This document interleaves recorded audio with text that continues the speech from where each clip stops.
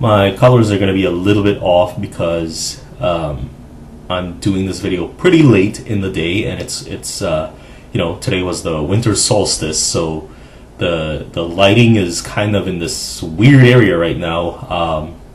I know the sun's coming back, etc., etc., but it's 5 p.m. and it's really dark. Anyway, so that's beside the point. I'm actually a little bit surprised my camera is still working. It's a bit of a mystery as to why it keeps working, even though Windows keeps updating and it keeps messing with my camera, and I don't know why that is, but it does. I think it's a bit of planned obsolescence. I think Windows, it's a Microsoft camera too. It's a Microsoft webcam, so I think on some level the new Windows systems don't behave well with old Microsoft cameras. So so some sort of planned obsolescence. Anyway, I'm just thankful to God that the camera is still working. It's still chugging along. I can make these videos, etc. Anyway, I was watching the introduction video that I made about my past and my where I came from, etc., etc., and realized, I made an introduction to my atheist website without ever mentioning my religious history. And I know, people like Reza Aslan have this temptation or this habit of calling into question or holding up to the light religious history, which I think by his definition, based on one of the interviews I saw with him, isn't really history at all. It's just what he's actually referring to is basically a plethora of metaphor and weird stories that have no real linearity or anything. They're just kind of these odd religious stories that have no grounding in facts or anything like that. But I think that's what Reza Aslan calls religious history, just weird stories that don't, biblical stories, Quranic stories from the Torah, the Hadith, the Talmud, things that don't really have any factual basis. They're just kind of whatever. We don't know exactly what time that may have happened. Doesn't really apply to geological history, but it's a history. But anyway, so I'm kind of trailing off.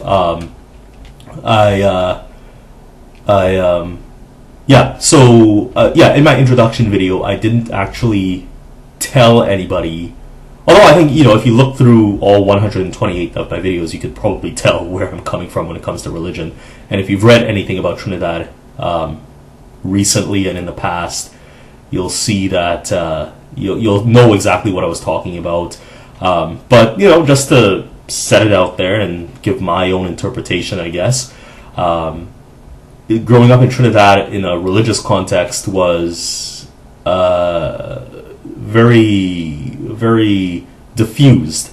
I never grew up that religiously. I mean, when I was really young, I attended a Presbyterian school.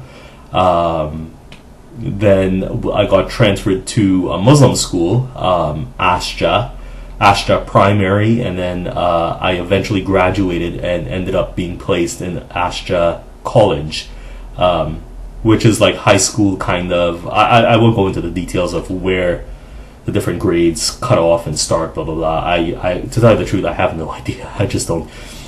But I only really started getting into religion when I was placed or moved to the Muslim schools. There's Sunni, and I could have sworn the other day I was on Wikipedia and I saw a write-up about Ashja, and Ashja was not touted, but basically said to be a Sunni school.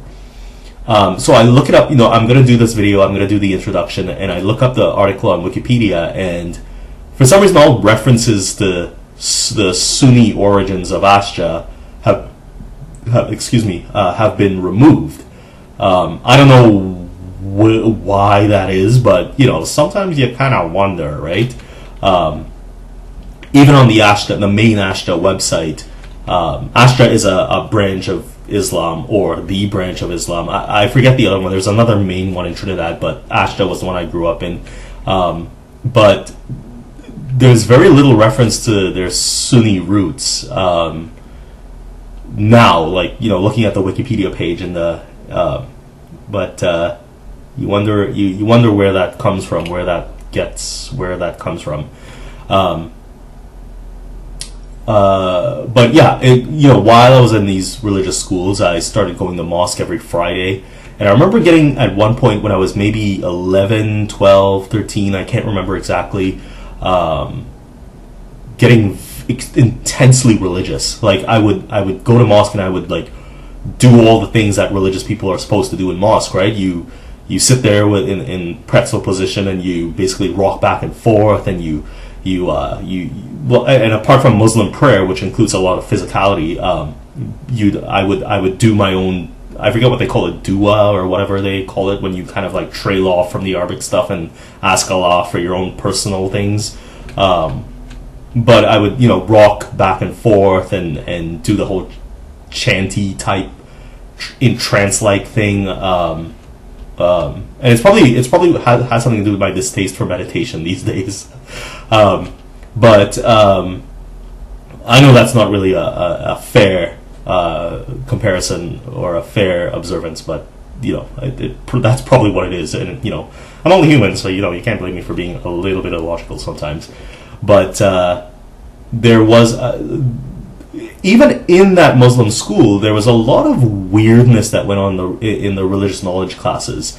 A lot of the teachers were Muslim. They followed Islam, but they would always have these smirks on their faces when they said things like one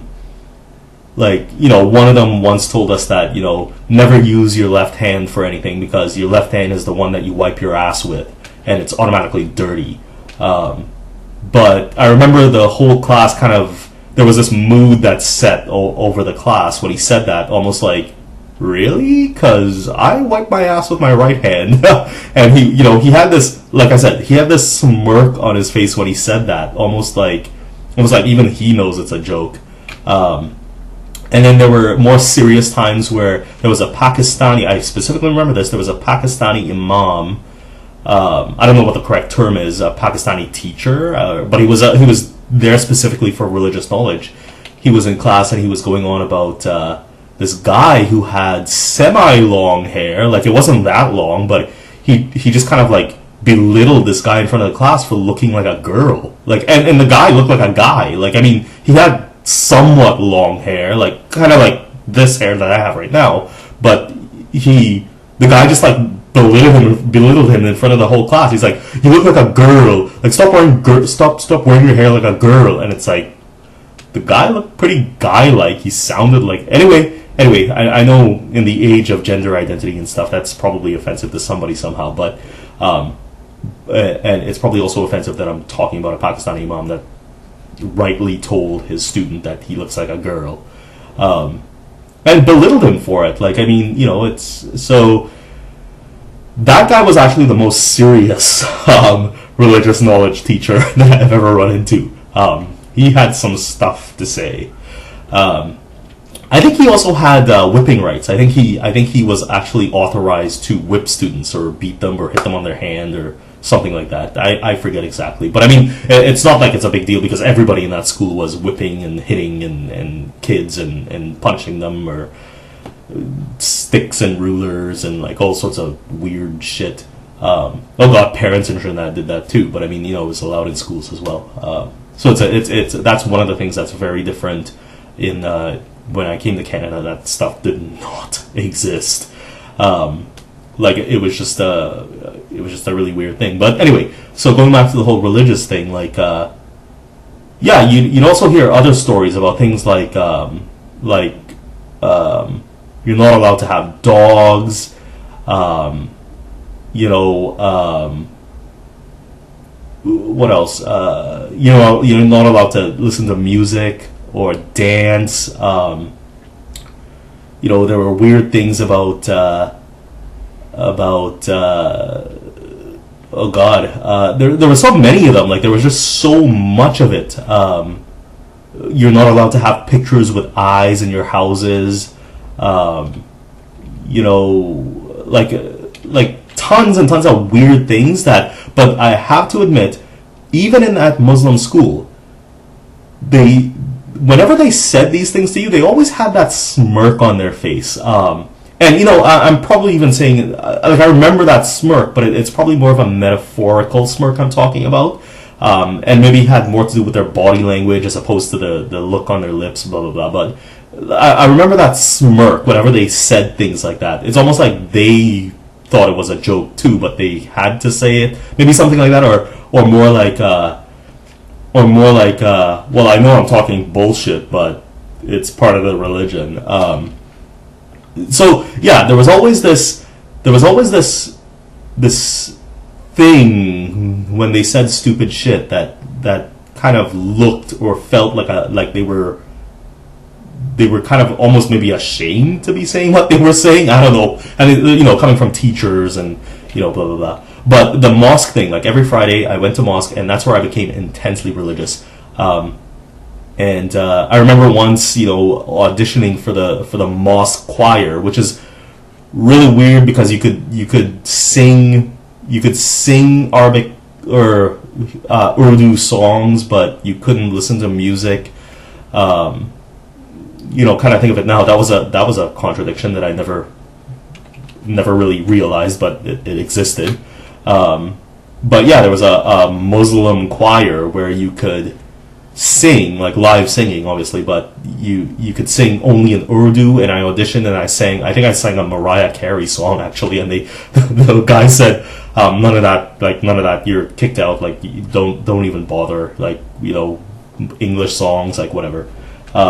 Lots of weird little things, and in the school there were Christian students, there were Hindu students, etc., etc. They were exempted from religious knowledge classes and things like that. So but yeah, like I guess maybe my general point is, in Trinidad there is this religious thing. Like everybody celebrates, like Muslims, Hindus, Christians, they all celebrate Christmas. Not everybody celebrates Eid. Only Muslims celebrate Eid. Everybody celebrates Diwali, but more in a more removed sense. Like it's more of a Hindu thing. We know that, but we all celebrate it, kind of.